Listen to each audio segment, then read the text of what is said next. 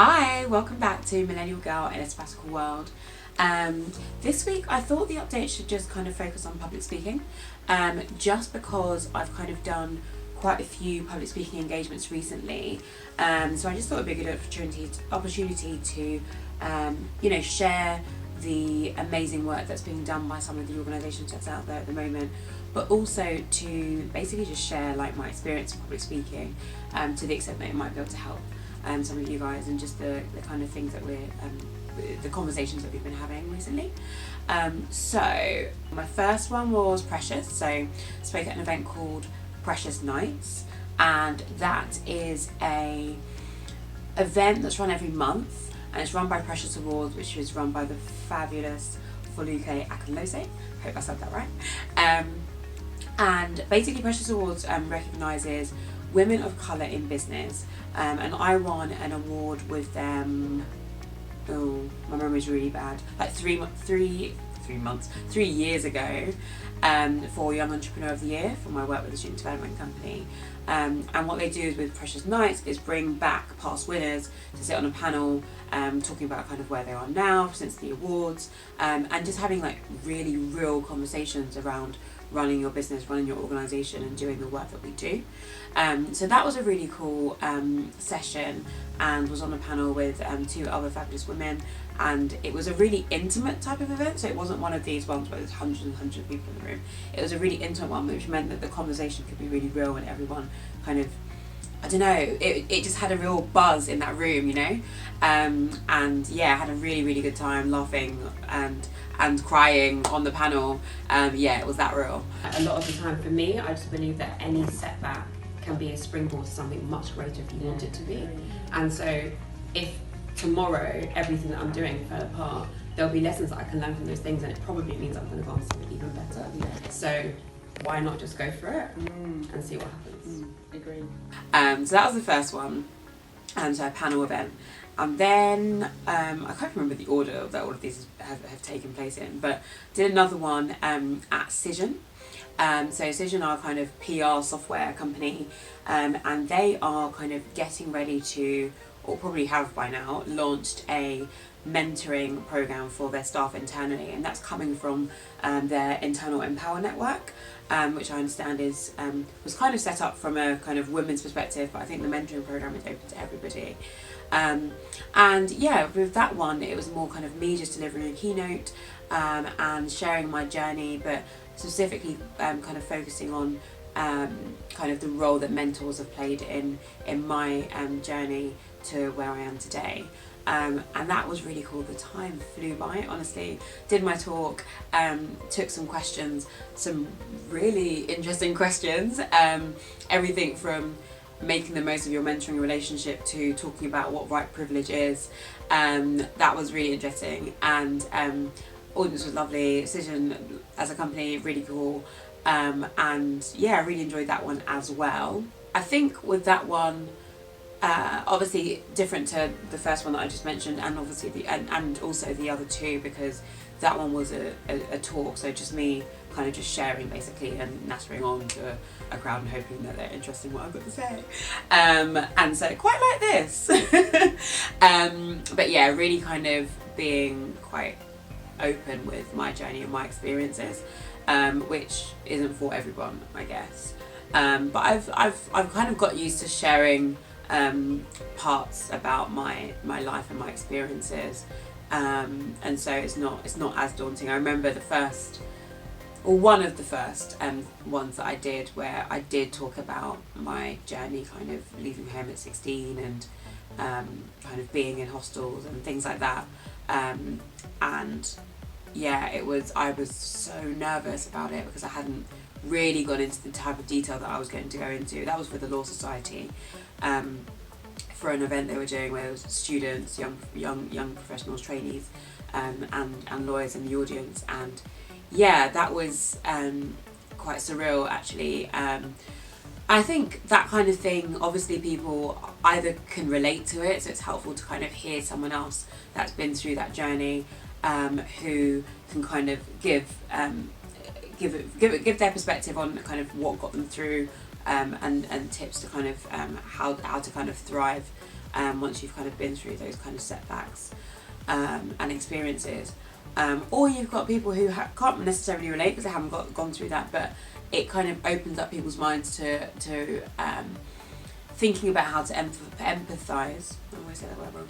Empathise with people who might be in those situations, or not even in those situations, but just anything that's different to you. And I think that's something that we don't do very well generally as people. We're not, and me included, I don't think we're automatically kind of tuned into being able to step into someone's shoes all the time. Like, we have to be proactive with that.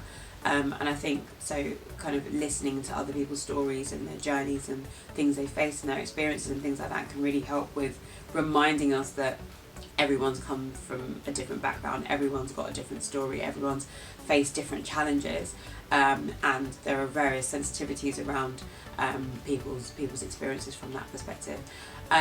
So yeah, I digress anyway, but yeah, that was just to say that I'm more comfortable with sharing now. But yeah, it is really personal to obviously share your own journey. So it does enable me to kind of connect with the audience and hopefully have that kind of rapport and that openness, and therefore then kind of the discussion in the Q&A. So that's really cool. Then did a panel session which was legal. So worked with a fantastic organisation called WCAN. So that stands for, if I remember this correctly, Women in the City Afro-Caribbean Network. And they basically provide events for young aspiring lawyers who are black women, which I think is really powerful.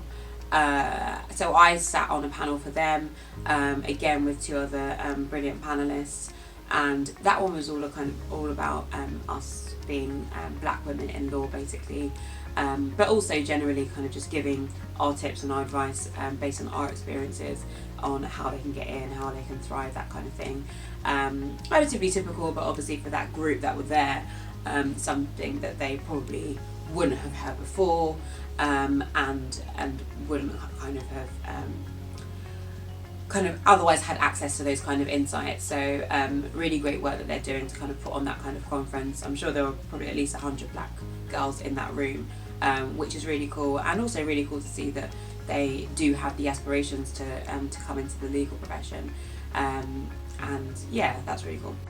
Hey everyone, hope you can hear me. I'm on my way to do my second speaking engagement in 2 days. People out here are really trying to keep me busy. So yesterday I was at Cision, and that was in kind of celebration of their new mentoring program that they're going to do. And today I'm off to White & Case with WCAN to speak to some law students. So that's really cool as well. So I'll keep you posted on how those two go. But yeah, just wanted to check in. Cool. And it's another beautiful day. Look at that. Most recent one was I spoke at the FT Women at the Top conference, and that one was a little bit different. I was on a panel with two other people, and the idea was that it was all about kind of planning the multiple stages in your career. So having the perspective of someone like me who's still relatively junior in my career journey, having someone that's a bit further on, and actually it was a career changer. So this lady called Colette, who is a trainee at Linklaters. She is a mature trainee, I guess that's probably the way to put it. So she did a PhD in engineering, took 10 years out, looked after her children, and now was kind of basically starting her career in law. And then we had Dame Margaret Hodge, who obviously is at the kind of tail end of her career, but still going, still going, and plans to go well into her 80s, still in her political career and beyond. And yeah, so that was kind of just dealing with our individual perspectives on. I do that because as if I'm imagining that my panelists are still with me. They're not in my living room. But that was, yeah, just kind of running through like our perspectives on where we are in our careers, but also where we think we're going to go in the future. Hey, I haven't jumped on this for a while, so I just thought I'd drop an update. I'm not that frantically, but walking to head to the FT Women at the Top conference. Got my natural hair out before I jump on stage. and I'm kind of doing the session this afternoon, speaking about kind of stages in your career, on a panel with some other guest speakers as well. So that should be quite interesting. Weather's still mild, summer's definitely disappearing, but all good. But yeah, no, super excited to be going to be invited to this conference to speak. So that's really cool. And I haven't worn corporate clothes for a while. I've got my suit jacket on and everything. But yeah, I'll be back in jeans tomorrow. Hope you are all well and doing what you can to change the world. Interestingly, I think the tone of that was kind of all around the fact that, which I think is a fact, we will work longer because pension age will keep on, as we get closer to pension age then increases, so trying to kind of require us to be in our jobs for as long as possible, and frankly by the time I'm 67 I'm sure the pension age will be 85 or something ridiculous. But the tone of that conversation was more around kind of being excited about working well into your 80s, and I have to say, me personally, I do not plan to be slaving away in my 80s. No offence, Mishcons, no offence to anyone else out there who does want to kind of power through and do that, but that's just not for me. I've always kind of had a bit of an aspiration to not have to work. And when I say work, I mean kind of, you know, the full-time daily grind type thing, well into my 80s. That's just not my plan. Obviously still I am someone that is super ambitious, and so want to get to the top of my career, and I'm also someone that gets bored really easily, so will always be working in some capacity, even if it's kind of on a voluntary basis or advising companies or whatever it's going to be. I will always be doing something, but I don't plan to be slaving away in my 80s, so sorry. I think that's a generational thing. I think for the most part, there is a bit of a gap. I think for I don't know if you call them, I get confused with the different generations these days, so I don't know if they're the baby boomers or whoever they are, but the traditional lot, let's call them the traditional lot, who kind of, if I take my dad for instance, my dad has worked for the same company for I think 30 odd years. As a company, he's in the public sector, so worked for the same organisation for the last 30 years and will work there until he retires. And I don't know if I'm allowed to say this, but I'm pretty sure he kind of sees it more as a means to an end, not somewhere that he wants to actively be in when he's 70 and beyond. I think when he's ready to retire, he will retire and that will be that. Whereas I do think that I am part of a generation of young people, and certainly the generation that are coming up now as well, who are actively trying to, you know, really be doing the things that they love, really be trying out different things. I shared on the panel, for example, that I think the latest statistics is you'll have 11.7 different jobs in your lifetime, and you'll do 3 to 5 different careers. So that's, you know, you could go into legal, you could go into banking, you can go into something like that's massive, right? And so I do think with that you could potentially either continue working longer because you're doing so many different things, trying out different things, continuing to be challenged. But I do also think there is a drive and a passion there for people to kind of, I don't know, kind of accelerate that process so that they are getting to the tops of their respective industries and sectors at a much earlier age. People are doing multiple things on the side. You've probably heard of side hustles. People are doing things on the side that will generate an income for themselves.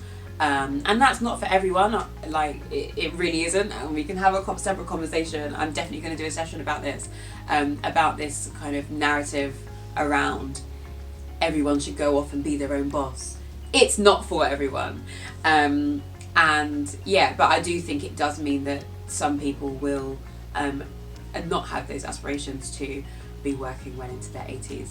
But yeah, I'd be interested if there are people that genuinely want to work into their 80s, but that's just not yeah, it's not my aspiration, and I don't have any friends that have that aspiration. So I'd be interested to know if there are people like that. But anyway, so yeah, those are kind of the sessions that I have done recently, all slightly different. Most of them are panels. I do find panels, I was gonna say easier. I guess they're just different. I think with panels you can kind of bounce off the other panelists and you don't really know where the debate's going to go. Whereas a speech is kind of, or your talk is kind of not scripted, because I didn't have any notes for the talk that I did, but you kind of know where it's going to go because it's your talk, right? And you're just going to speak for those 20 minutes, half an hour before the Q&A. Obviously you don't necessarily know what questions are going to be asked. But yeah, I don't know if I have a preference actually. I think sometimes maybe panels can be a bit more fun because you're bouncing off different people. So for anyone planning a panel, this is some advice. I think the best panel events work well when you genuinely have different perspectives on the panel.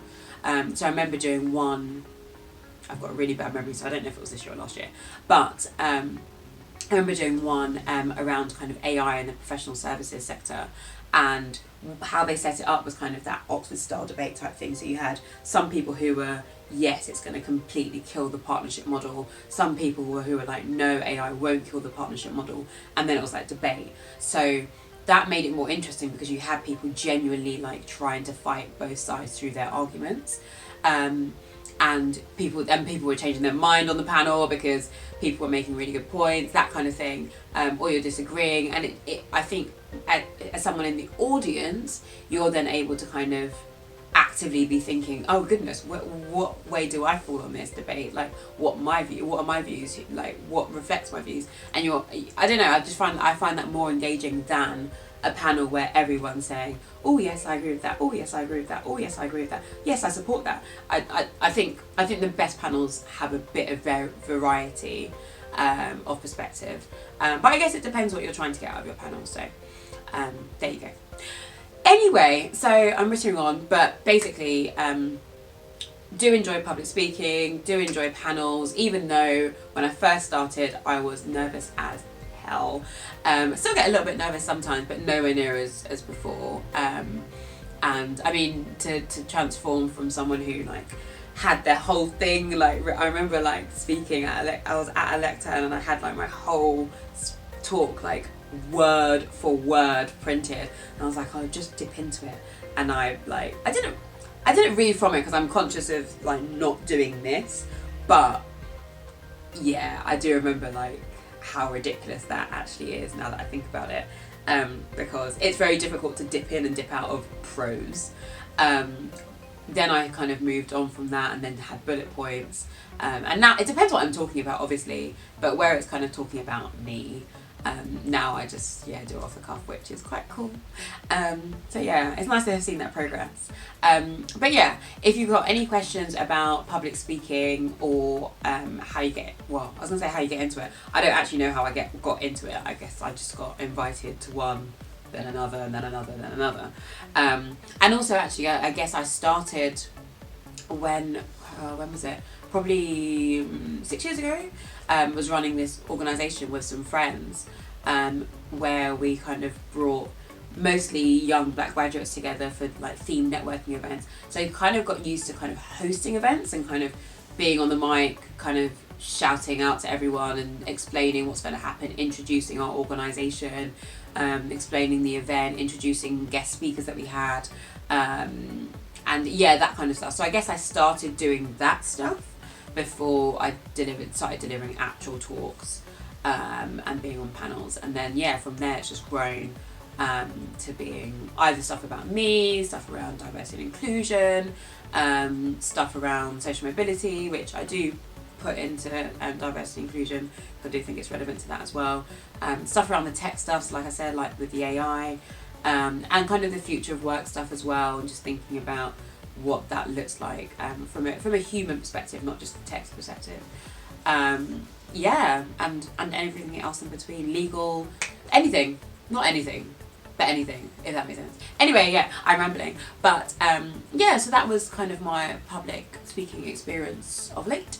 And yeah, I will come back next week with another update for you. We're not going international, but we are travelling outside of London. So stay tuned to see my experience there.